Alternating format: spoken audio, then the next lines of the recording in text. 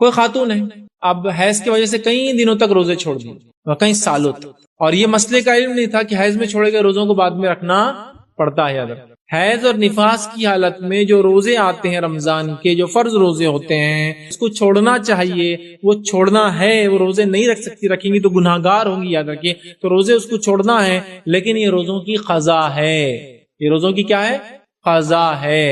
اب ایک long term تک ایک عورت نے روزے نہیں رکھی، مطلب حیض نفاس آ گیا، روزے چھوڑ دی گئی، اولاد کی پیدائش، وہ سال کے رمضان کے روزے چلے گئے، پھر فلاں ہوا تو وہ روزے چلے گئے، پھر حیض کے وجہ سے یہ روزے چلے گئے، وہ روزے چلے گئے، یہ ہو گیا وہ ہو گیا، ایک لانگ ٹرم تک ایسا ہوا، اور اس کو علم نہیں تھا کہ اس کی قضا ہے، تو اب کیا کریں؟ اب معلوم ہوا یا معلوم تھا نہیں کر پائی، دونوں کا کیا حل ہے وہ دیکھتے ہیں۔ ایک تو نہیں معلوم تھا، کسی نے بول دیا ارے نہیں کچھ نہیں، جیسا نماز چھوڑ سکتے ویسا روزہ بھی چھوڑ سکتے۔ یاد رکھیے ماں عائشہ کیا فرماتی ہے، ہم حائضہ ہوتی تو ہم کو نماز اور روزے چھوڑنے کا حکم ہوتا، نماز کی قضا نہیں اور روزے کی قضا کروائی جاتی۔ اچھا روزے کی قضا کب کرنا ہے آپ کو؟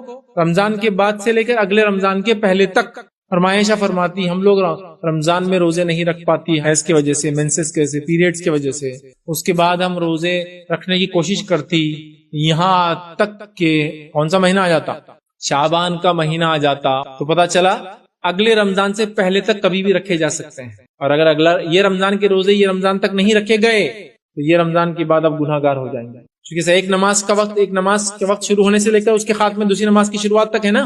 جب یہ نماز فجر کا وقت چالو ہو رہا ہے تو اس کا ایک لمٹ ہے، مثال ظہر لے لیجیے، ظہر کا وقت چالو ہوتا ہے تو عصر تک ہے، تو اگر عصر تک پڑھ لے تو ٹھیک ہے، عصر کے بعد گناہ گار ہو جائے، تو ویسے ہی رمضان سے دوسرے رمضان تک وقت ہے، اس کے بعد گناہ گار۔ تو کہتی ہم لوگ بھول جاتی، نہیں رکھ پاتی، تو شعبان آ جاتا، پھر ہم دوڑتی، مطلب جلدی جلدی رکھ لیتے، تو کمپلیٹ کرنا ہے۔ اب طے کر لے ہر مہینے ایک بھی رکھ لے تو مسئلہ ختم ہو جاتا۔ اگر نفاس کا معاملہ ہے زیادہ دن تھا، 30-40 دن تھا، تو پھر کیا ہر مہینے طے کر لے 2-3 دن 4 دن رکھوں گی تو ہو جاتا۔ بٹ ہمارے پاس کیا ہے، روزے رکھنے کا عموماً چلن نہیں، نفلی رکھیں، اور اللہ رحم کرے عورتوں میں تو روزے رکھنے کا چلن میں نے کم دیکھا مردوں کے مقابلے، میں نے کہا مرد پورے رکھتے، مردوں کے مقابلے میں، چونکہ ہمارے پاس عورتیں کیا ہوتی بہت زیادہ کمزور ہوتی ہے، کمزور ہوتی ہے، اسی کو انتہا نہیں کہ جس کی وجہ سے شادی تک تو روزے معاف رہتے اس نہیں، بچی تو ہے، ابھی یہ ہے فلاں ہے، بہت کمزور ہے، صرف 10 روٹی کھاتی ایک ٹائم میں، اسی کمزوری کا یہ عالم ہے، ہوتا ہے ایسا، میں نے دیکھا ہوں۔ ٹونی کا پلا دے رہے اس کو روزے، نہیں پھر بھی نہیں رکھ پا رہی، فلاں پروٹین دے رہے، ملٹی وٹامنز دے رہے، پھر بھی بیچاری کور نہیں پا رہی۔ یاد رکھیے جینیٹیکلی امیونٹی کے اعتبار سے فیمیل چائلڈ اور فیمیل زیادہ امیون ہوتی ہے میل کے مقابلے، اسی لیے گھروں میں نانیاں اور دادیاں زیادہ زندہ ہے نانا اور دادا کے مقابلے میں۔ کامن نہیں ہے ایسا، کوئی انکامن نہیں، کوئی بھی دیکھ لیجیے، میجر 10 دادیاں حیات ہے تو 2 دادا ملیں گے آپ کو، نیچرل نہیں ہے، مطلب ایسا کوئی میں غلط بات نہیں کہہ رہا ہوں، تو آپ دیکھ لیجیے کئی روزے کے لیے اتنا کمزوریاں اور فلاں فلاں سے بہانے ہیں، ایکچولی کیا ہے عادت ڈالنا ہے۔ بلکہ ایک صحابی کا واقعہ تو اتنا مشہور ہے، چھوٹے چھوٹے بچے ہیں، آپ ان کو روزہ رکھا، آپ سمجھو بچہ یہ سال بالغ ہو رہا تو کیا اسی سال پورے 30 رکھ پائیں گا وہ؟ نہیں، تو سمجھیے ایک 5-6-7 سال سے شروع ہوا، ایک روزہ، ایک رمضان 2 روزے، تیسرے رمضان 10 روزے، چوتھا رمضان 15 روزے، 5واں رمضان 20 روزے، اور پھر اس کے بعد بالغ ہو گئے تھا پورے روزے۔ اچانک نہیں ہوتی نا عادت۔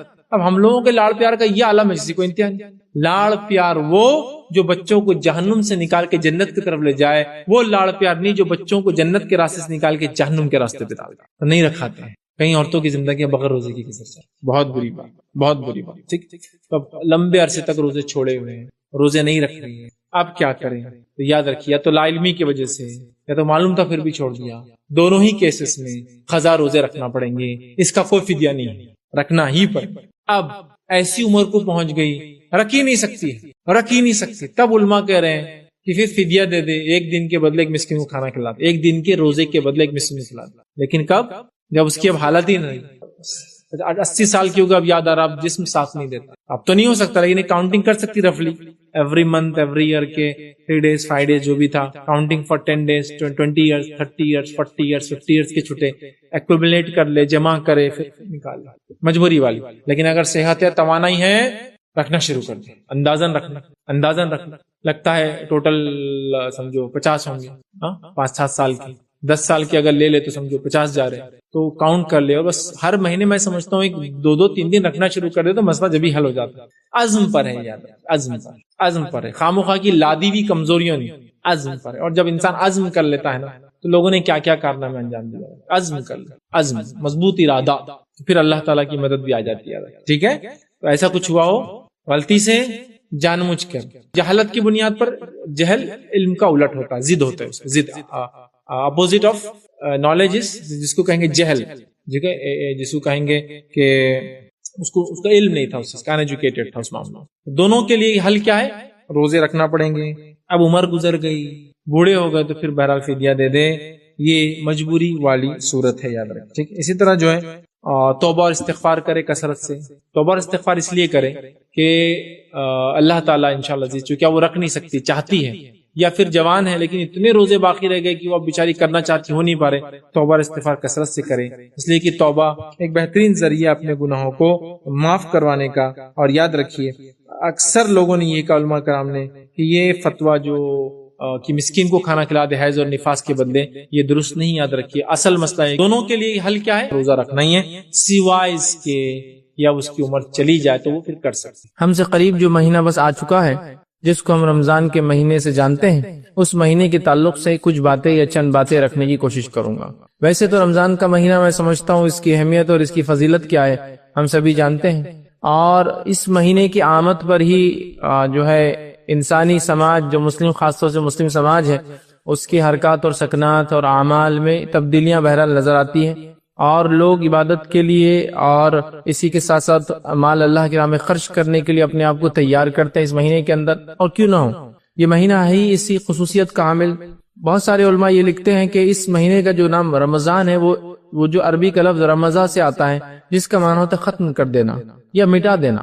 مطلب یہ ایک ایسا مہینہ ہے جو گناہوں کو ختم کر سکتا ہے, ہمارے گناہوں کو ہم سے مٹا دے سکتا ہے. جس طرح سے آگ جلا کر چیزوں کو ختم کر دیتی ہے, یہ مہینہ بھی ختم کر دیتا ہے, جلا دیتا ہے ہمارے گناہوں کو. تو گویا اس مہینے کا نام خود ایک بڑا اہم میسج اور پیغام ہمیں دیتا ہے. تو بہرحال یہ مہینہ ہم سے قریب ہے, لوگ اس کی تیاریاں کر رہے ہیں. لیکن ایک بڑی افسوس کی بات ہے, امت مسلمہ کی ایک بڑی اکثریت ایسی ہے, میں نہیں کہہ رہا ہوں کہ سارے لوگ, لیکن ایک بڑی اکثریت ایسی ہے جو اس مہینے کے فضائل کے تعلق سے بالکل ناواقف ہے, اور جس کا نتیجہ یہ ہوتا ہے کہ جب یہ مہینہ آ بھی جاتا ہے, رمضان کا مہینہ آ گیا, کچھ تو بھی اب تھوڑا سا روٹین ہٹ کر کرنا ہے, بس اتنا سمجھ میں آتا ہے. لیکن اس سے ہٹ کر اس کی ایکچوئل فضیلت کیا ہے, کیا فائدے اس مہینے سے ہم اٹھا سکتے ہیں, وہ ہم نہیں سیکھنا چاہتے یا وہ ہم نہیں جانتے ہیں. جس کے نتیجے میں ہوتا یہ کہ مہینہ سال در سال ہماری زندگیوں میں آتا ہے, مطلب ہر سال یہ ایک مہینہ آتا ہے اور آ کر بس یوں ہی چلا جاتا ہے, اور نہ اعمال میں کوئی تبدیلی نظر آتی ہے, زندگیوں میں کوئی تبدیلی نظر آتی ہے. آپ اندازہ لگائیے جو لوگ کارپوریٹ لیول پر یا بڑے بڑے کمپنیوں میں کام کرتے ہیں, میں ایک مثال دیتا ہوں, یا اسکولز میں کام کرتے ہیں, کالجز میں کام کرتے ہیں, ایسی جگہ کام کرتے ہیں جہاں ان کو اپڈیٹ کرنا پڑتا ہے اپنے آپ.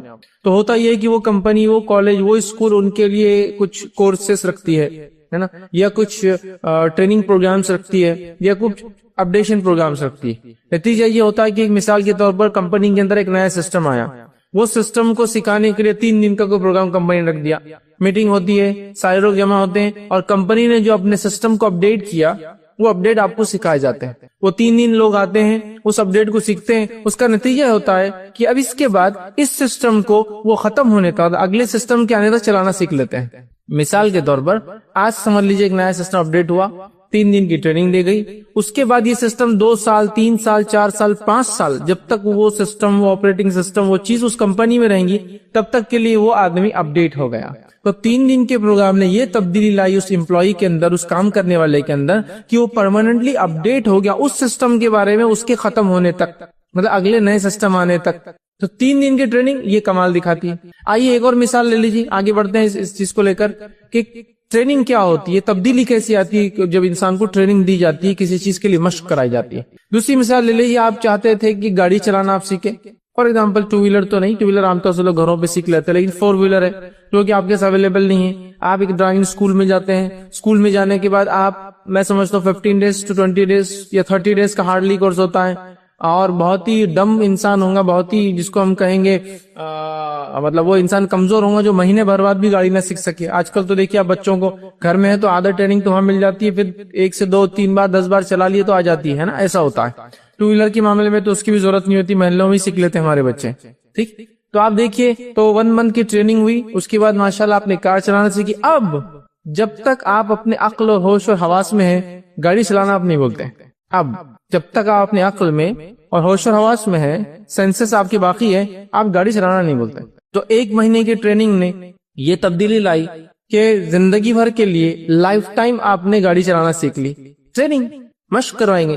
اب آئیے میں رمضان کی مثال لے رہا ہوں. اب یہاں رمضان بھی ایک ٹریننگ ہے تاکہ اگر سال بھر ہم میں کوئی کمزوریاں اور کوتاہیاں آ گئی ہو تو اس ایک مہینے میں اس کو کمپنسیٹ کر دے اور اگلے کی ہم تیاری کر لے کہ اپنے اعمال کو ہم اضافہ کر لے. تو رمضان ایک 30 ڈیز کی ٹریننگ دی جا رہی ہے اور یہ اسلامی کیلنڈر کے اعتبار سے 9واں مہینہ ہوتا ہے اسلامی کیلنڈر کا، اور ایک مہینے کی مطلب اپروکسیمیٹ 29 یا 30 ڈیز مطلب جو بھی اس میں ہوتا ہے، ایک مہینہ اسلامی اعتبار سے ایک مہینے کی ٹریننگ ہے. لیکن کتنی افسوس کی بات ہے اس ایک مہینے کی ٹریننگ اور مشق سے جو مسلمان گزرتا ہے، جب وہ چاند دکھ جاتا ہے تو ایسا گزرتا ہے اس ٹریننگ سے کہ جس کے نتیجے میں اس کو دیکھ کر رشک آتا ہے کہ ماشاءاللہ سبحان اللہ الحمدللہ کیا تبدیلیاں ہیں. لیکن 30 ڈیز جو ہی یا 29 ڈیز جو ہی گزرے، مہینہ ختم ہوا اور چاند نظر آیا دوسرا، پھر ایسی تبدیلی آ جاتی کہ لوگ بولتے سبحان اللہ یہ وہ انسان تھا کہ جو ابھی دکھ رہا تھا ایک دن پہلے. آپ سمجھ رہے بات کو میں جو بتانا چاہ رہا ہوں کہ 3 دن کی اور 30 دن کی ٹریننگز ایک انسان پر ایک سسٹم کے ختم ہونے تک اور ایک انسان پہ اس کی زندگی ختم ہونے تک سکھا دے رہی ہے، اس کو ہمیشہ کے لیے اس کا عادی بنا دے رہی ہے. تو کیوں یہ 30 ڈیز کی ٹریننگ یا ایک 1 منتھ کی ہماری اسلامک ٹریننگ جو ہم کو رمضان میں ملی، وہ ٹریننگ کا اثر ایک دن میں کیسے ختم ہو جاتا ہے؟ یہ تعجب اور امیزنگ چیز ہے. 3 دن کی ٹریننگ سسٹم کے ختم ہونے تک آپ کو اپڈیٹ کر رہی ہے. 30 دن کی ٹریننگ زندگی بھر کے لیے آپ کو گاڑی چلانا سکھا دے رہی ہے. ٹیچرز جو ہوتے ہیں اسکول کالجز کے اندر ان کو 2-3 دن کے ان کے ٹریننگ پروگرامز ہوتے ہیں، وہ ان کی زندگی کو چینج کر دیتے ہیں. تو سوال یہ 30 ڈیز کا ایک پروگرام جو اللہ رب العزت نے بائی ڈیفالٹ امت مسلمہ کو ہمیشہ کے لیے دے دیا، وہ پروگرام کو اتنا ہم لائٹلی کیسا لے رہے ہیں، اتنا آسان کیسے لے رہے ہیں کہ 30 دن ہم مسلسل ماشاءاللہ نمازوں کی پابندی کر رہے ہیں، زکوٰۃ اور صدقات کی ہم پابندی کر رہے ہیں، اور تمام وہ اعمال جس سے اللہ راضی ہوتا وہ کر رہے ہیں، اور 30 دن گزرنے کے بعد کایا ایسی پلٹ جاتی، زندگی ایسی تبدیل ہو جاتی کہ کچھ ہوا ہی نہیں تھا، کچھ ہوا ہی نہیں تھا. ایک چاند دکھا، اور میں بار بار کہتا ہوں، بہت سے لوگ کہتے ہیں کہ آپ بہت برا کہتے ہیں، ہارش کہتے ہیں، اس طریقے سے نہیں بولنا چاہیے کہ ایک چاند امت مسلمہ میں ایسی تبدیلی لاتا ہے کہ راستے بند ہو جاتے ہیں نماز کے لیے، اور ایک چاند پھر اگلا آتا ہے ایسا کرتا ہے کہ امام کو مصلی ڈھونڈ کر لانا پڑتا ہے. پہلا چاند وہ جب رمضان شروع ہوتا ہے راستے نہیں پورتے ہیں، مطلب مسجدیں تو ختم ہوگی، راستے بھی نہیں پور رہے ہیں، راستوں پہ شتنگی اور چٹائیاں ڈال کے نمازیں ہو رہی ہے. اور پھر ایک چاند پھر نکلتا ہے جو عید لاتا ہے، ٹریننگ کے خاتمے کا اعلان کرتا ہے کہ اب آپ تیار ہو، آپ نے تقوی اختیار کیا، آپ نے ذکر کو اختیار کیا، آپ نے خرچ کرنے کی عادت ڈالی، آپ نے اپنی نظروں پہ کنٹرول رکھا، آپ نے اپنے حلیوں کو سدھار لیا تھا، آپ نے اپنے اعمال اور افعال کو سدھار لیا تھا، آپ نے اپنے معاملات کو سدھار لیا تھا. پھر کیوں ایسا ہوا کہ وہ چاند دیکھتے ہی جب 31واں دن، اگر 31 کا اگر مہینہ تھا اور اگر 29 کا 30واں دن نکلا، ایک ایسی تبدیلی آئی کہ جیسے کہ ایک چاند مطلب ایک رات کے بعد ایک بھولا کوئی خواب تھا جو گزر گیا. مطلب ایسی کیسی زندگی اتنا ڈائنامک چینج کے ساتھ آئے جبکہ یہ ٹریننگ دی جا رہی. اللہ رب العزت نے قرآن میں سورہ بقرہ سورہ نمبر 2 میں کیا فرمایا؟ یا ایھا الذین آمنوا کتب علیکم الصیام کما کتب علی الذین من قبلکم لعلکم تتقون. اے لوگو، اے وہ لوگو جو ایمان لائے ہو، تم پر روزے فرض کیے گئے، تم پر روزے فرض کیے گئے، کتب علیکم الصیام کما کتب علی الذین من قبلکم. اور یہ کوئی نئی بات نہیں، صرف تم ہی نہیں ہو جن پر روزے فرض کیے گئے، تم سے پہلے کے لوگوں پر بھی ہم نے روزے فرض کیے تھے. کیوں؟ لعلکم تتقون، تاکہ تم اللہ کا ڈر اختیار کرو. تو روزوں کا مقصد ہے ٹریننگ دینا. کس چیز کی ٹریننگ دینا؟ لعلکم تتقون، اللہ کا ڈر، فاصلہ. اور اللہ کا تقوی کیا ہے؟ کہ ہمارا اس چیز کو بجا لائے جو ہمارا رب ہمیں حکم دیتا ہے، اور ہر حرام کردہ چیز سے اپنے نفس کو بچائے. یہ تقوی ہے، لعلکم تتقون، تاکہ تم اللہ کا ڈر فاصلہ اختیار کر سکو. تو خود رمضان کے روزوں کی فرضیت کا مقصد اللہ رب العزت بیان کر رہا ہے. اب اگر یہ مقصد ہی حاصل نہ ہوا، تقوی کوئی ایسی چیز نہیں ہے جو میں ظاہر کر کے بتا سکوں یا میرے حلیے سے آپ کہہ سکتے کہ میں متقی ہوں، ممکن نہیں. تقوی کے اثرات ہوتے ہیں ظاہری، یہ بات طے ہے، لیکن ظاہری اثرات سے تقوی ہے یہ پتہ نہیں لگایا جا سکتا. اسی وجہ سے نبی اکرم صلی اللہ علیہ وسلم کی موجودگی میں منافقین بھی تھے، آپ کو بذریعہ وہی بتایا گیا یہ منافق ہے. سمجھے آپ؟ اس لیے کہ وہ بھی سارے صحابہ کے جیسا وہ سب کرتے تھے جو صحابہ کرتے تھے، لیکن ان کی کچھ علامتیں، کچھ نشانیاں بتائی گئی جو کرتے تو ہے لیکن سستی سے کرتے ہیں، کرتے تو ہے دل نہیں ہوتا اس میں. نماز پڑھے سستی سے پڑھ رہے، نماز پڑھے دل نہیں ہے اس کے اندر. علامتیں بتائی گئی، جان دینے کو پیچھے ہٹتے ہیں، خرچ کرنے کو پیچھے ہٹتے ہیں، مسلمانوں کو کچھ برا ہو تو خوش ہوتے ہیں، علامتیں بتائی گئی. لیکن ان کے ظاہر سے نہیں پہچانا جا سکتا تھا کہ یہ مسلمان نہیں ہے. سمجھ رہا؟ تو تقوی کا ایک ظاہری اثر یہ ہے کہ آؤٹر بھی چینجز آتے ہیں، لیکن آؤٹر چینجز سے ہم انر یہ نہیں کہہ سکتے کہ چینج ہو گیا. تقوی دل کی کیفیت ہے. تو رمضان کا مقصد ہے دل کی دنیا بدل دینا، لعلکم تتقون، دل کی دنیا چینج. اس لیے کہ نبی اکرم صلی اللہ علیہ وسلم نے ایک روایت میں کہا التقوی ہا ہونا، التقوی ہا ہونا، التقوی ہا ہونا. تقوی یہاں ہے، دل میں ہوتا ہے. لیکن میں یہ ہرگز نہیں کہہ رہا ہوں کہ اب آپ سب کام دل کا شروع کر دیا. بہت سارے لوگ کرتے پردہ دل کا, ذکر دل کا, ہر چیز دل کی چل رہی ہے ان کے, نہیں. لیکن تقویٰ یقیناً یہاں ہے دل میں, وہ دل کی دنیا بدل جاتی. تو رمضان ہمارے دل کی دنیا کو کیا کرے, تبدیل کر دے. لیکن کتنی افسوس کی بات ہے, رمضان آ رہا ہے, رمضان قریب ہے, صحابہ کی تیاریاں چل رہی ہے, رمضان آ رہا ہے. کچھ صحابہ کو اتنا شوق تھا کہ شعبان میں بھی روزے رکھنا شروع کر دیتے تھے. نبی اکرم صلی اللہ علیہ وسلم روکتے تھے آخری وقت میں کہ مت رکھا کرو, کہ احسان اور رمضان کے روزوں میں کمزور پڑ جاؤ. کچھ صحابہ کو رمضان کی تیاری شعبان سے شروع کر دیتے, تو نبی اکرم صلی اللہ علیہ وسلم نصف شعبان کے بعد روزے رکھنے سے منع کرتے تھے کہ مت رکھا کرو ورنہ کیا ہو جائے گا, کمزوری آ جائیں گی. وہ ٹریننگ لے رہے ہیں کہ رمضان آ رہا ہے, ہمیں روزے رکھنا ہے, تیار ہو رہے ہیں. عمر بن خطاب روکتے تھے رضی اللہ عنہ اس لیے کہ تم کمزور نہ پڑ جاؤ, رمضان نہ چھوٹ جائے کوئی تم سے. اتنی جس کو کہیں گے ہمارے اسلاف میں جوش اور جذبہ تھا رمضان آنے سے پہلے. آج رمضان ہم پر بھی آتا ہے, ہر سال آتا ہے, لیکن ہم میں کیا جوش و جذبہ آتا ہے, کیا جوش و جذبہ آتا ہے رمضان آنے سے, بتائیے. رمضان آ گیا تو جو خیالات میرے اور آپ کے ذہن میں چل رہے ہیں نا, اللہ معاف کرے ہم کو, وہ کیا ہے معلوم, گھر کا رنگ بہت پرانا ہو گیا, رمضان آ رہے ہے نا.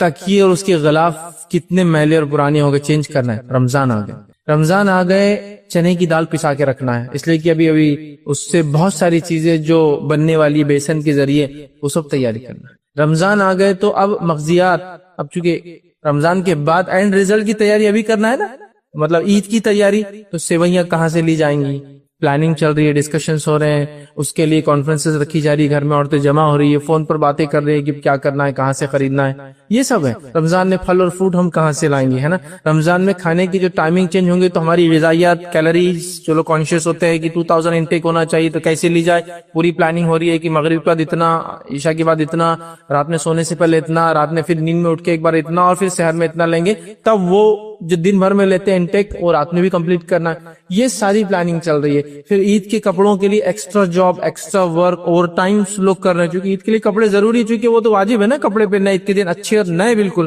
باقی ساری چیزیں تو نہیں ہیں, نماز ہو ٹھیک ہے, رمضان کیسے گزرے, تقویٰ آیا نہیں آیا, لیکن کپڑے تو کم از کم, دل کی دنیا چینج مت ہو, باہری دنیا تو چینج ہونا چاہیے رمضان کی عید کے دن. یہ ہم لوگوں کی بالکل باٹم لائن بات کر رہا ہوں, تیاری ہوتی ہے. ہو سکتا ہے ویسٹرن کلچر میں بیسن کا تصور نہیں ہے تو وہ کچھ اور کرتے ہوں گے, وہ اپنے طور سے ڈیفائن کر لے کیا ہے, لیکن یہ ساری ہے ہماری تیاریاں رمضان کی. اور اسلاف صحابہ تابعین رمضان آ رہے ہیں, ایکسٹرا روزے رکھ رہے ہیں, پہلے سے تیاری. رمضان آنے والے ہیں, زکوٰۃ اور صدقات کی تیاری. رمضان آنے والے ہیں تو اللہ کے ذکر میں اضافہ کیسا کیا, تیاری. رمضان آنے والے تو راتوں کی نماز کا اہتمام کیسا ہوگا, اس کی تیاری ہے. یہ ساری ان کی تیاریاں ہیں. تلاوت قرآن کا اضافہ کیسے ہو, آلریڈی وہ لوگ کچھ صحابہ کا حال یہ ہے کہ جلدی قرآن ختم کر دے رہے ہیں. نبی اکرم صلی اللہ علیہ وسلم کہہ رہے ہیں نہیں, کم از کم 3 دن میں کرو, فل سٹاپ لگا رہے ہیں ان کو, مطلب اتنا جوش, یعنی کم از کم 3 دن. اگر 3 دن سے کم میں کسی نے ختم کیا تو اس نے قرآن کا حق نہیں ادا کیا. پھر صحابہ مطلب وہ اس سے کم میں کر رہے تھے تو اس کو بڑھایا گیا, لمٹ کو ایکسٹینڈ کیا گیا, نہیں اتنے کم میں نہیں کرنا چاہیے. اندازہ لگائی کیا جوش تھا, مطلب یہ جوش تھا کہ قرآن ہی, کچھ کی حالت ہے کہ قرآن کے علاوہ بات نہیں کرتے ہیں, مطلب یہ اسلاف کی حالت. تو قرآن کی تلاوت ہو رہی ہے, ذکر و اذکار کا اہتمام ہو رہا ہے, خرچ کرنے کا اہتمام ہو رہا ہے, اپنے کام کو کم کیسے کیا جائے اس کی پلاننگ چل رہی ہے کہ اب کم کرنا, اس لیے کیا آ رہا ہے, رمضان آ رہا ہے. ہو سکتا اگلا رمضان سمپلی نہ ملے, بالکل ایک دم سیدھی بات ہے, ہو سکتا نہ ملے, تو وہ پوری تیاریاں کر رہے ہیں. اور ہمارا حال کیا ہے, اللہ ہم پہ رحم کرے, آ رہے ہیں رمضان اور جا رہے ہیں, 30 دن ہم گزار لے رہے ہیں جیسے تیسے, اور 30 دن کی خاتمے میں شکر بھی ادا ہو رہا ہے, بس نئے کپڑے بن گئے بچوں کو, اللہ تیرا شکر وزید کا ہمارا شکریہ. مطلب ایک اگر میں گھر میں باپ ہوں, کمانے والا ہوں, تو میرے لیے سب سے بڑی چیز جو رمضان میں ہو گئی اور وہ سکسیسفل منتھ تھا, بس اللہ تو نے بچوں کو کپڑے دلا دیا, یہ ہوگا, عید اچھی سے ہوگی, شرخرما اچھے سے بن گیا, سیوئیاں اچھا بن گئی, میٹھا اچھا ہو گیا, سب میں نام ہو گیا, گھر کو کلر وغیرہ ہو گیا, ماشاءاللہ, بس یہ میرا رمضان ہو گیا. اگر رمضان پھر تبدیلی لائیں گا, دل کی دنیا میں نہیں, باہری دنیا کو تبدیل کریں گا, گھر کو تبدیل کریں گا, گھر کے غلافوں کو تبدیل کریں گا, پردے تبدیل ہوں گے, پھر وہ تبدیل نہیں آئیں گے. ایکچولی ہوا کیا معلوم آپ کو, جس مقصد کے تحت یہ مہینہ دیا گیا تھا وہ ہم نے چھوڑ دیا, ہم اس کو بھول گئے. اور اس مہینے کی کیا فضیلت ہے, اللہ رب العزت نے اس مہینے کے اندر جو ہے ہم لوگوں کو روزے کا حکم دیا, جو کہ ایک فرض عبادت ہے. اور صحابہ اس کے لیے اتنے جوش میں ہوتے تھے اور ایسی تیاری کرتے تھے کہ شعبان سے شروع ہو جاتے تھے. ٹریننگ ہونا چاہیے نا, چونکہ رمضان آ رہا ہے, پہلے سے عادت ہو انسانی جسم کو, سمجھ رہے ہیں بات.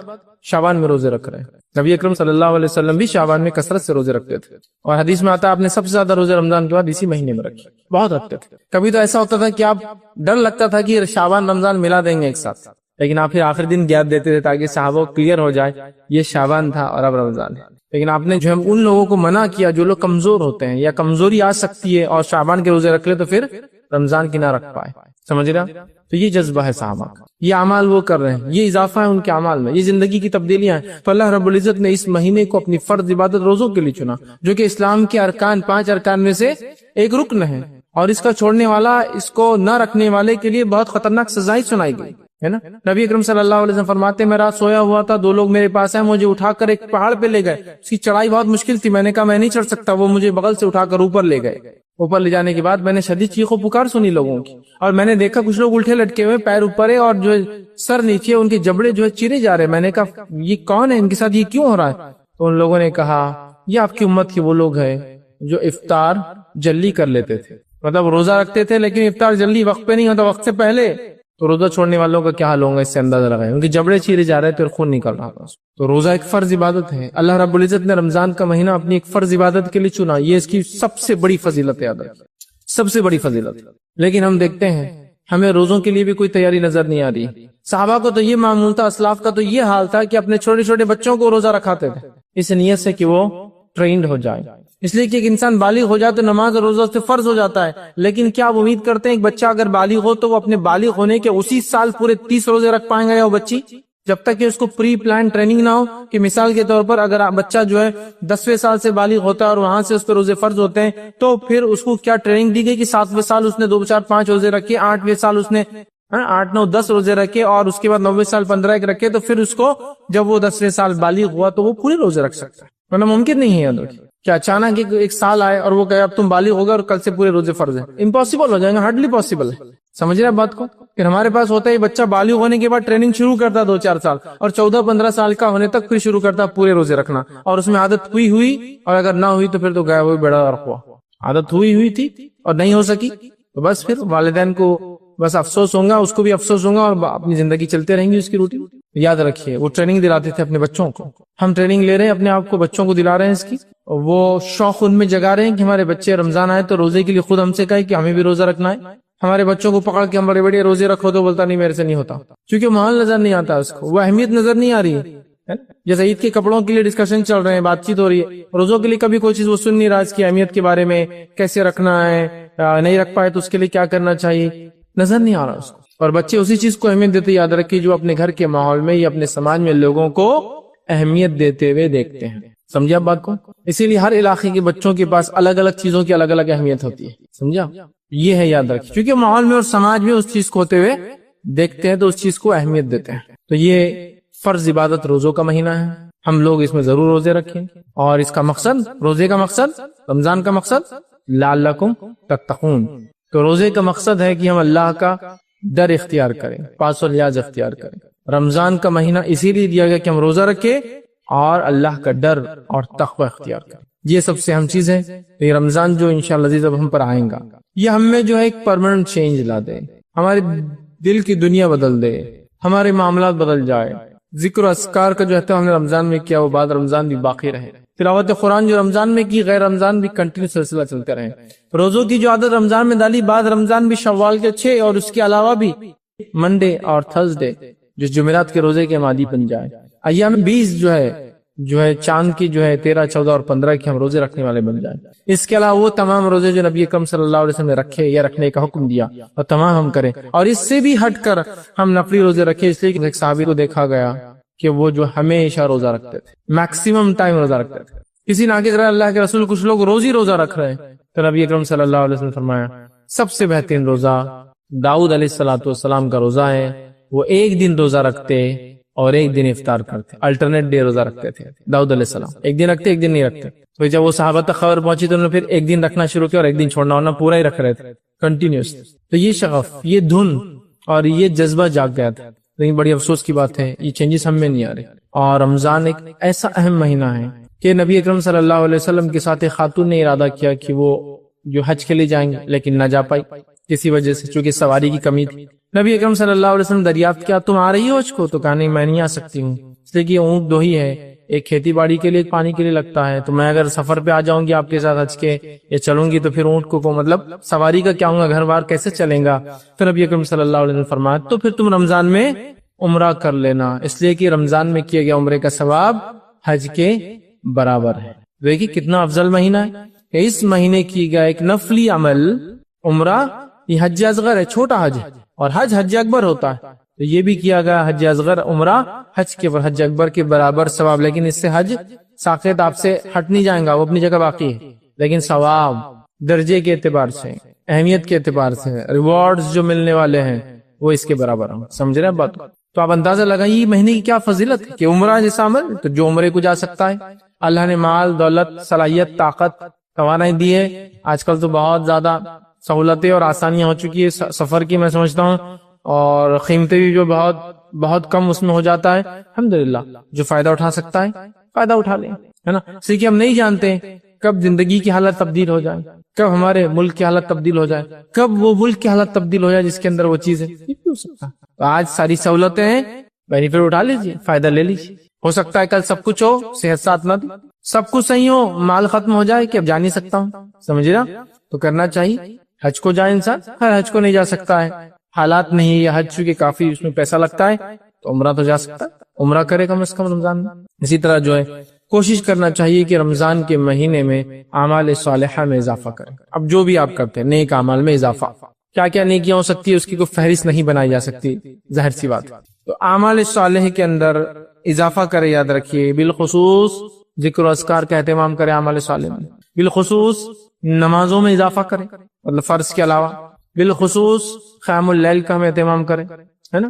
اعمال صالح میں بالخصوص زکوٰۃ تو اگر آپ رمضان میں دیتے ٹھیک ہے، لیکن اس کے علاوہ صدقات میں اضافہ کریں، ہے نا؟ بالخصوص آپ صلہ رحمی میں جو اضافہ کریں، یہ مہینہ ہے صلہ رحمی کا کہ ہم لوگوں کو افطار یا ہمارے غریب رشتہ داروں کو افطار اور سحر کا نظم کرائیں، ہے نا؟ یہ ساری چیزیں بہرحال اگر ہم پلان کریں تو سب کچھ ہو سکتا ہے، یاد رکھیں۔ ہم لوگ سوچتے نہیں، یاد رکھیں، اگر ہم سوچیں گے نا سب کچھ ہو سکتا ہے، اور جب ہم نہیں سوچتے نا تو کچھ بھی نہیں ہو سکتا، یاد رکھیں۔ جب ہم سوچ لیں یہ نہیں ہو سکتا تو نہیں ہو سکتا، سب سے پہلے اپنے ذہن کو بدلیے، یہ ہو سکتا ہے، کیونکہ سب کچھ ہو سکتا ہے، یاد رکھیں۔ تو اللہ تعالیٰ پھر مدد کریں گا نا۔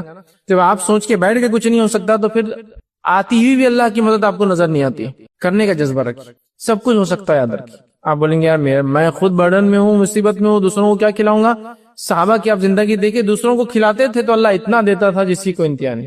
ہم لوگ کیا سمجھتے ہیں جمع کرنے سے چیز بڑھتی ہے، یاد رکھیے چیز خرچ کرنے سے بڑھتی ہے، یہ پریکٹیکل اصول ہے۔ مان لو آپ نے کار لی اور کبھی نہیں چلاتے اس کو، بہت دن چلتی، کیوں کار 15 سال کے بدلے اس کی لائف 30 ایئرس ہو جاتی، آپ کو معلوم سال بھر بعد وہ کھڑی گاڑی اس کے ٹائر بھی خراب ہو جائے گا اور پھینکنے کے لائق ہو جائے گا، لیکن چلتی ہوئی گاڑیاں 15 سال کے بعد بھی مینٹین رہتی ہے، اور آپ بولتے ہیں اس کو ری پاسنگ کرانا پڑے گا۔ 15 ایئر جنرلی انڈیا میں 2 ویلرز 4 ویلرز کی لائف مانی جاتی ہے، ٹھیک ہے؟ ویسٹرن کنٹریز میں وہ کم ہوتی ہے، 7 سال 5 سال ہوتی ہے، بہرحال تو 15 سال ہے تو آپ چل رہا، تو چلتی ہوئی چیز بڑھتی ہے، یاد رکھیے، فائدہ دیتی ہے، اس بات کو آپ نوٹ کر لیں۔ تو آپ جب خرچ کریں گے تو آپ کے ساتھ آتا بھی ہے، ہم سمجھتے ہیں جمع کرنے سے آتا نہیں، خرچ کرنے سے آتا۔ صحابہ کی زندگی اس کی جدی جگتی مثال۔ تو اعمال صالحہ، نیک اعمال جو بھی آپ کرتے ہیں رمضان میں، اس میں کیا کیجیے؟ اضافہ کیجیے، تاکہ جب آپ ایک لمٹ تک جا کر آئیں گے تو غیر رمضان ایک سرٹن لمٹ تک پھر پہنچ جائیں گے۔ ایک انسان سمجھ لیجیے 1 مہینہ مشقت کر کے 100 تک جا رہا ہے کسی کام میں، تو غیر رمضان کم از کم امید ہے 50 تو پہنچے گا، تو اس میں خوب اضافہ کیجیے اعمال صالحہ میں۔ اسی طرح صدقات کا خاص طور سے اس مہینے میں اہتمام کرے، نبی اکرم صلی اللہ علیہ وسلم اس مہینے میں خاص طور سے صدقات کا اہتمام کرتے، اسپیشلی صدقات مطلب نفلی مال خرچ کرنا۔ زکوٰۃ یہ فرض ہے، صدقات نفلی مال خرچ میں، چونکہ نفلی مال خرچ کرنے فطرہ آتا ہے، صدقہ آتا ہے، سمجھنا بہت ساری چیز میں اس میں انکلوڈ ہوتی ہے، تو لہٰذا نفلی مال خرچ کرنے کی عادت ڈالیے، صدقات کا خوب اہتمام کریں، اور صدقات مسکینوں کو تلاش کر کے دے۔ اور مسکین اور غریب کا فرق جو نبی اکرم صلی اللہ علیہ وسلم نے بتایا وہ یہ کہ غریب مانگ کر لے لیں گا جو سوال کریں گا، اور مسکین مانگتا نہیں ہے، تم کو اس کو پہچاننا پڑے گا، یہ فرق۔ غریب کیا کریں گا؟ سوال کریں گا، اور مجبوری میں سوال کرنا بھی جائز، حرام نہیں، مجبوری میں۔ غریب مانگے گا آپ سے، مسکین مانگے گا نہیں، اور غریب کو روپیہ 2 روپیہ دینے سے اس کا کام چل جائے گا، مسکین کا کام اس سے نہیں چلتا ہے۔ مسکین آپ کا دوست بھی ہو سکتا ہے جو روز ساتھ رہتا ہے، لیکن اس کے گھر کی حالت یہ ہے کہ اس کی والدہ گلی گلی کام کرتی ہے، اس کی والد بیچارے چھوٹا موٹا کچھ کام کرتے، تو وہ مسکین ہے۔ بولیں گا تھوڑی آ کر کے مجھے دیجیے، مسکین بولیں گا نہیں، آپ کو ڈیٹیکٹ کرنا ہے کہ اگر یہ مسکین دکھ رہا ہے اس کو دینا چاہیے، یہ آپ توفتاً اس کو دے دیں، تو مسکین اور غریب کا ہی فرق۔ تو صدقات کریں، کوشش کریں کہ غریبوں کو بھی دے، لیکن خاص طور سے مسکینوں کا ضرور خیال رکھے. یہ آپ سے مانگیں گے نہیں آ کے لقمہ دو لقمے نہیں مانگیں گے, اس سے ان کا کام بھی نہیں بنے گا. ان کو تلاش کریں. آپ لوگوں کے حالات سے, چہروں سے, کپڑوں کے احوال سے, گاڑی کی کنڈیشن سے معلوم کر سکتے ہیں حالات کیا چل رہے ہیں. مدد کیجیے, مدد کیجیے. اب کوئی کہے کہ میں خود مسکین ہوں, دوسروں کی کیا مدد کرے؟ ٹھیک ہے, تو یاد رکھیے آپ کوشش تو کریں جو آپ کر سکتے ہیں دوسروں کی, وہ کوشش کریں گا اور ایک سماج بن جائیں گا. یاد رکھیے جو دینے والا سماج ہو جائے گا, جو دینے والا, معلوم دینے والا. صحابہ کے تعلق سے اور اس کے بعد کے اسلاف کے مدینے کے ماحول کے تعلق سے کچھ روایتیں ایسی ملتی ہے تاریخی کہ کوئی کسی کے گھر میں اگر کھانے کو کوئی چیز دیتا, سمجھے آپ, تو وہ بازو والے کو شفٹ کر دیتا کہ وہ زیادہ مستحق ہے میرے سے کہ میں کھاؤں. وہ اس کو شفٹ کرتا حتیٰ کہ وہ چیز پورے محلے میں گھوم کر اس پہلے شخص کے پاس آتی جو اس کو جس نے اس کو دیا تھا. کیونکہ ہر فرد کیا بولا نہیں وہ میرے سے زیادہ مستحق ہے, اس کو دے دو. تو وہ ٹرانسفر یہاں سے ہو رہی بازو والے گھر. بازو والا کیا بولا نہیں میرے سے زیادہ مستحق, وہ بازو والا ہے, وہ وہاں سے ٹرانسفر اس کے گھر. ایسا پورا جا کر وہ چیز واپس اسی کے پاس آتی جو دے رہا ہے. ایک واقعہ آتا ہے کہ ایک شخص بغداد سے نکلا, اس کی والد نے نیت کی تھی کہ مدینے کے سب سے غریب انسان کو جا کر 10,000 درہم تم صدقہ کر دینا, 10,000 چاندی کے سکے صدقہ کر دینا. وہ شخص وہاں سے نکلے اور پہنچے مدینہ. جب مدینہ پہنچے تو مدینہ پہنچنے کے بعد ارادہ کیا کہ جو والد نے نیت کی تھی 10,000 دینار سب سے غریب انسان کو. کسی نے کہا بھائی غریب انسان کہاں ملے, کسی نے کہا وہاں ڈھونڈتے ڈھونڈتے پہنچ گئے. اب جو سب سے غریب گھر پہ گئے دستک دی اور کہا کہ میرے والد نے نیت کی تھی کہ مدینے کے سب سے غریب انسان کو 10,000 درہم میں دوں, تو آپ کے بارے میں پتا چلا آپ سب سے غریب ہیں, یہ لیجیے آپ کے لیے 10,000 درہم. تو کیا کیا انہوں نے, میں ہوتا تو کیا کرتا, یہ جنرس آفر میں جانے دیتا کبھی کو, کہ 10,000 روپے مجھے دے رہا ہے, نہیں جانے دیتا. وہ کیا بولتا معلوم شخص جس سے گھر پہنچے, کیا وہ غلط گھر آ گئے, میرا پڑوسی میرے سے زیادہ غریب ہے تو لہذا وہ ڈیزرو کرتا, چونکہ آپ کی نیت تھی سب سے غریب انسان کو دینا. وہ شخص وہاں سے بازو والے کے پاس جاتے ہیں اور کہتے ہیں کہ یہ 10,000 درہم جو ہے آپ کے لیے ہے, اس لیے کہ میرے والد نے یہ نظر مانگی تھی. تو انہوں نے کہا کیا آپ میرے بازو والوں کے پاس گئے, اس لیے کہ آپ غلط جگہ آ گئے, میرے سے زیادہ غریب میرا پڑوسی ہے. تو انہوں نے کہا میں بازو گیا تھا, اور انہوں نے کہا کہ ان سے زیادہ غریب آپ. یہ شخص نے کہا اگر انہوں نے ایسا کہا تو ایک کام کیجیے, پھر ہم دونوں اس کا مطلب برابر ہے, کیونکہ وہ بول رہے ہیں میں ہوں اور میں بول رہا ہوں وہ ہے, تو دونوں برابر ہے. آپ تقسیم کیجیے 5,000 درہم دونوں میں تقسیم کر دیے گا, اس لیے کہ دونوں سب سے غریب تھے. اب وہ سمجھ دیکھیے آپ صدقات اتنا کر رہے ہیں کہ لینے کے لیے کوئی تیار نہیں. ہر آدمی دینے کی جذبہ رکھتا ہے, جیسا آج ہم میں ہر آدمی لینے کا جذبہ رکھتا ہے نا, اس زمانے میں ہر آدمی دینے کا جذبہ رکھتا تھا. دینے کے جذبے کی وجہ سے اللہ نے برکتیں بھی اتنی دی تھی ان کی زندگیوں میں, یاد رکھی. اور دینے کے جذبے کی بنیاد پر اللہ نے برکتیں بھی رکھی تھی زندگیوں میں. آج دینے کا جذبہ نہیں ہے تو زندگیوں کی برکتیں بھی ہماری چھینتی ہوئی ختم ہوتی ہوئی نظر آتی ہے.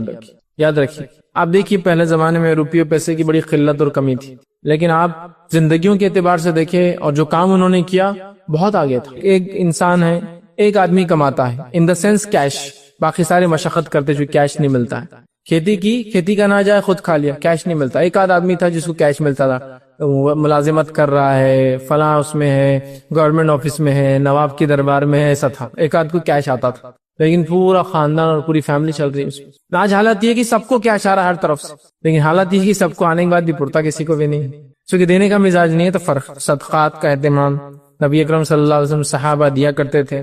توبہ اور استغفار کی کثرت بہت ضروری ہے اس مہینے میں, اس لیے کہ توبہ اور استغفار نبی اکرم صلی اللہ علیہ وسلم اس مہینے میں کثرت سے کرتے تھے. اس لیے کہ مہینہ ذکر و اذکار کا ہے, ذکر و اذکار میں توبہ استغفار بھی شامل ہے, چونکہ بھی ذکر ایک قسم کا جو اپنی معافی کے لیے انسان جو گناہ وہ کرتا ہے, یا کالے جو جرم اس نے کی ہے, یا جو معصیت اس نے کر کے جو اپنے دل کو کالا کیا ہے, وہ اس سے دھوتا ہے. توبہ اور استغفار, توبہ اور استغفار کی کثرت کر جس مہینے میں جتنا کثرت سے ہو سکتا ہے اتنا کثرت سے دن اور رات, اور بالخصوص روزے کی حالت میں, اس لیے کہ روزے کی حالت میں جب روزدار دعا مانگتا ہے اور بالخصوص افطار کے وقت, روزہ ختم کرنے کے وقت, تو اللہ اس دعا کو رد نہیں کرتا. تو توبہ اور استغفار اپنے لیے, اور استغفار کے تعلق سے اہل سنت والجماعت کا صحابہ کا یہ عقیدہ تھا کہ استغفار میت کے لیے بھی زندہ کا قبول ہوتا ہے, اور یہ بات نبی اکرم صلی اللہ علیہ وسلم کی حدیث سے ثابت ہے. تو خود کے لیے کیجیے, جو گزر چکے ان کے لیے کیجیے کہ اللہ ان کے گناہوں کو معاف کر, ان کو بخش دے, ان کی مغفرت کر, یہ ہے ان کے لیے استغفار. اپنے لیے کیجیے استغفر اللہ. استغفر اللہ کوئی خاص وہ نہیں, اتنا پڑھنا کافی آپ کا استغفر اللہ. نبی اکرم صلی اللہ علیہ وسلم ہر نماز کے بعد جو ہے ایک بار اللہ اکبر اور 3 بار استغفر اللہ, بس اتنا ہی کہتے ہیں. استغفر اللہ اتنا کیجیے.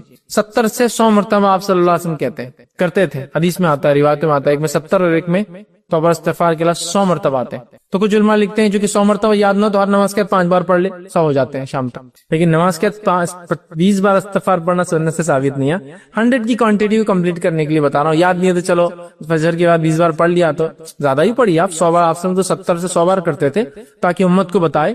نبی اکرم صلی اللہ علیہ وسلم کی کوئی گناہ نہیں تھے پھر بھی آپ کرتے تھے، ہمیں سکھانے کے لیے کہ دیکھو میں نبی ہونے کے باوجود کرتا ہوں تو تم کیوں نہیں کر سکتے. ٹھیک ہے، تو توبہ استغفار میں جو ہم اضافہ کریں. اسی طرح جو تلاوت قرآن، چونکہ یہ مہینے کا تعلق بڑا گہرا قرآن سے ہے. شہر رمضان الذی انزل فیہ القرآن، اللہ قرآن میں فرماتا ہے سورہ بقرہ سورہ نمبر 2 آیت نمبر 185، رمضان و مہینہ جس میں قرآن نازل ہوا. انزل فیہ القرآن ھدی للناس، یہ انسانیت کے لیے ہدایت ہے. تو قرآن کا مہینہ تو شہر رمضان شہر القرآن، رمضان کا مہینہ قرآن کا مہینہ ہے. ایسا بالکل دونوں چپکے ہوئے ایک دوسرے سے الگ نہیں ہو سکتے. رمضان کا مہینہ درحقیقت قرآن کا مہینہ ہے. قرآن کی تلاوت میں کثرت. نبی اکرم صلی اللہ علیہ وسلم اس مہینے کے اندر 2 بار قرآن جو ہے پڑھا کرتے تھے. مطلب ایک بار پڑھتے جبرائیل علیہ السلام کو سناتے اور ایک بار جبرائیل علیہ السلام آپ کو سناتے ایک دوسرے کو. اور آخری وقت آپ نے 2 بار پڑھ کر سنا جبرائیل علیہ السلام کو آخری قرآن، مطلب اس کے بعد اس سال آپ کا انتقال ہو گیا. کثرت سے قرآن رمضان کے مہینے میں. اور نبی اکرم صلی اللہ علیہ وسلم پورا قرآن جتنا آپ پہ اترا ہوتا اتنا پورا ختم کرتے رمضان میں. گویا رمضان ایک طرح سے پورے قرآن کا وہ ہوتا ریویژن ہوتا جو سال بھر اترا تھا. چونکہ آپ کی وفات سے پہلے تو قرآن اترتا رہا نا، ہر سال جتنا تھا قرآن اتنا پورا پڑھا جاتا رمضان میں. ہم لوگ بھی کوشش کریں. اور اسی لیے قرآن کو 30 پاروں میں بانٹا گیا. یہ 30 پارے آپ کے زمانے میں نہیں تھے، یاد رکھیے، جو ہم لوگ مارکنگ کرتے ہیں وہ ہم نے بعد میں بنائے تاکہ 30 ڈیز میں قرآن ختم ہو. منزلیں بنائی گئی تاکہ 7 ڈیز 7 منزلیں ہیں نا، 7 دن میں ختم ہونا. سمجھ رہے آپ، 30 دن میں ختم ہونا. تو قرآن کو ختم کرنے کی ہم کوشش کریں اور خود پڑھے. نماز کی شکل میں بالکل ہو سکتا ہے، لیکن خود بھی پڑھنے کی کوشش کرے کہ لے کر مصحف جو ہے اس کو ریڈ کرے، اس کو پڑھے. اس لیے کہ قرآن کا اس مہینے سے گہرا تعلق ہے اور اللہ رب العزت نے اسی مہینے کو شرف دیا اپنے 12 مہینوں میں سے کہ اس مہینے میں اس قرآن کو جو ہے وہ نازل کریں. اسی طرح اس مہینے کی بڑی فضیلت وہ ہے لیلۃ القدر. بڑی فضیلت یاد رکھیں اس میں لیلۃ القدر. اتنی بڑی فضیلت ہے کہ ابن ماجہ کی روایت ہے نبی اکرم صلی اللہ علیہ وسلم نے لوگوں کو جمع کیا صحابہ کو رمضان سے کہا اب تم پر ایک ایسا مہینہ آنے والا ہے جس میں ایک رات ایسی آنے والی ہے جو اہمیت کے قدر اور منزلت اور اہمیت کے فضیلت کے اعتبار سے اتنی اہم ہے کہ 1000 مہینوں سے افضل ہے. جس نے اس رات کو پایا اس نے تمام خیر اچھائی کو حاصل کیا، اور جس نے اس رات کو چھوڑ دیا اس نے تمام خیر کو چھوڑ دیا. اور ایک بد نصیب و بے نصیب سے یہ رات چھین لی جاتی ہے، وہ اس کو نہیں منا پاتا ہے، چھین لی جاتی ہے. قرآن نے اسی کی گواہی دی اور کہا سورہ قدر میں انا انزلناہ فی لیلۃ القدر وما ادراک ما لیلۃ القدر لیلۃ القدر خیر من الف شہر. یہ کہا کہ ہم نے اس قرآن کو لیلۃ القدر میں نازل، انا انزلناہ فی لیلۃ القدر، لیلۃ القدر میں اس قرآن کو نازل کیا. وما ادراک ما لیلۃ القدر، اے مسلمانوں کیا چیز ہے جو تمہیں سمجھا لیلۃ القدر کیا ہے. لیلۃ القدر خیر من الف شہر، لیلۃ القدر 1000 مہینوں سے افضل ہے. نبی اکرم صلی اللہ علیہ وسلم فرمایا 1000 مہینوں سے افضل ہے جو اس رات کو حاصل کر لیا تمام خیر پا لیا، اور جس سے چوک گئی سب چوک گیا. اور ایک بد نصیب یا بے نصیب سے یہ رات چھین لی جاتی ہے. اب ہم بد نصیب ہے، بے نصیب ہے یا نصیب والے ہیں، طے کر لیجیے. رمضان آ رہا ہے اور یہ رات یاد رکھیے آخری عشرے کی طاق 5 آڈ نائٹس میں سے ایک ہے، طاق راتوں میں سے ایک ہے. تو یہ 21 رمضان بھی ہو سکتا ہے، مطلب 21 کی رات 23 بھی ہو سکتی ہے، 25 بھی ہو سکتی ہے، 27 بھی ہو سکتی ہے اور 29 بھی ہو سکتی ہے. یقیناً 27 کے تعلق سے کچھ حدیثیں آتی ہے کہ 27 ہے، 21 کے تعلق سے آتی ہے 21 ہے، 23 کے تعلق سے بھی آتی ہیں. تو پتہ یہ چلا 5 میں سے کوئی ایک ہے، ورنہ ہے کچھ روایت جس میں 27 کا لفظ ہے. تو علماء کہتے ہیں ایسی جو روایت ہے جس میں مخصوص ہے کہ 27 کو ایک صحابی کو آپ صلی اللہ علیہ وسلم کہا، مخصوص ہے ایک رات نبی اکرم صلی اللہ علیہ وسلم نماز پڑھ رہے تھے، بارش ہوئی ہلکی ہلکی رات، مسجد نبوی جو ہے کھجور کے پتے تھے، پانی ٹپک رہا تھا، اور جہاں تھے نبی اکرم صلی اللہ علیہ وسلم نے سجدہ کیا وہاں مٹی میں پانی گرا ہوا تھا. وہ رات تھی 21 کی. علماء کہتے ہیں یہ جو خاص علامتیں بتائے گی کہ 27 21 23، اس کا معنی یہ ہے کہ رات ہر سال ایک وقت نہیں آتی. اگر ایک سال 27 کو آتی تو اگلے سال 29 ہو سکتا، 29 تو کسی سال 21، کسی سال 23، کسی سال سمجھ رہا آتی بھی اگر ہے علامت ایک رات میں تو روٹیٹنگ ہے، وہ نیکسٹ ایئر وہ رات پہ نہیں ہوں گی. سمجھ رہے ہم؟ تو لہٰذا ہم کو اس کو تلاش کیسے بولتے ہیں، شب قدر کی تلاش ڈھونڈنا ہے. تو 21 کی رات، 23 کی رات، 25 27 اور 29 میں شب قدر کو تلاش کرنا. اور کیسے تلاش کرنا ہے؟ جیسے ہم آج کل تلاش کر رہے ہیں، آخری عشرہ شب قدر کی تلاش، 21 کی رات فلاں بازار میں، 23 کی رات فلاں بازار میں، اور 25 کی رات فلاں خریدی کے اندر، اور 27 کی رات فلاں ہوٹلوں میں، اور 29 کی رات فلاں، اور اس کے بعد ماشاءاللہ 1000 مہینوں کا ثواب حاصل. یہ ہماری پلاننگ ہے، میکسیمم جو پلاننگ ہے، اس سے ہٹ کر کچھ نہیں. اور پورا سماج، پورا ماحول ہی ہے، پورا حالات ہی ہے. اور چونکہ میں عموماً کہتا ہوں ڈپلیکیٹ نائٹس اتنی منا لی تو ریئل نائٹس، حقیقی جب راتیں آتی ہیں نا، اس کی اہمیت ختم ہو جاتی ہے. کوئی شب برات منا رہا ہے تو کوئی شب معراج منا رہا ہے، اسی وہ وجہ ثابت نہیں کہ اس کو منایا جائے. معراج تو ایک واقعہ ہوا، اس کو منانا ثابت نہیں، کچھ بھی نہیں. 15 شعبان کے تعلق سے کہا کہ 15 شعبان کو اللہ تعالیٰ تمام لوگوں کی مغفرت کر دیتا سوائے اس شخص کے جو دل میں کینہ رکھتا ہو کسی کے.